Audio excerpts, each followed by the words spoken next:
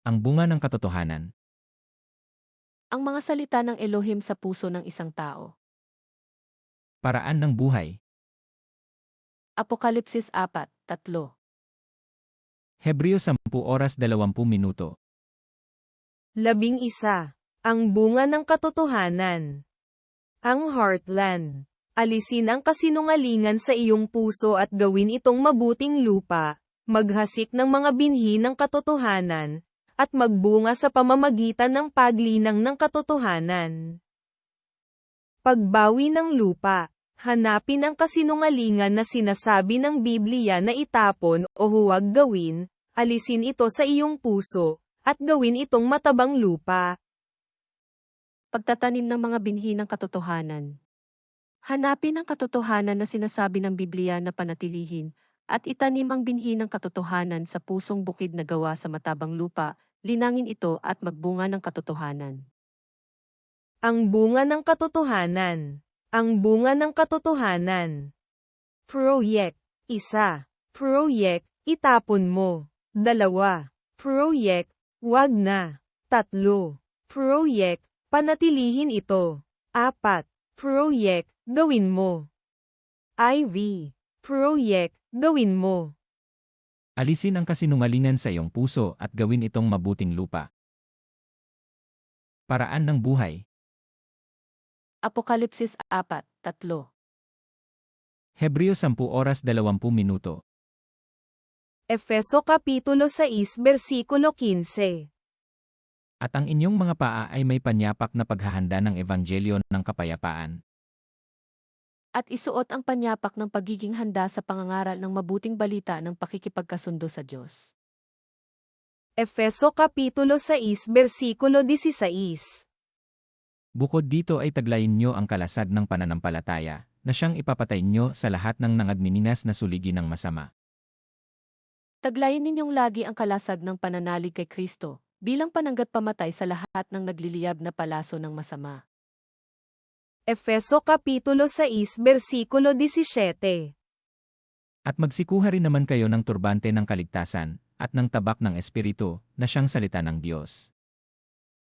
Isuot ninyo ang helmet ng kaligtasan, at kunin ninyo ang tabak na kaloob ng Espiritu, sa makatwid ang salita ng Diyos. Efeso Kapitulo 6 Versikulo 18. Na magsipanalangin kayo sa Espiritu ng lahat ng panalangin at daing sa buong panahon, at mangagpuyat sa buong katiyagaan at daing na patungkol sa lahat ng mga banal. Ang lahat ng ito'y gawin ninyo sa pamamagitan ng mga panalangin at pagsamo. Manalangin kayo sa lahat ng pagkakataon sa patnubay ng Espiritu. Kaya't lagi kayong maging handa at patuloy na manalangin para sa lahat ng hinirang ng Diyos. Efeso Kapitulo 6 Versikulo 19.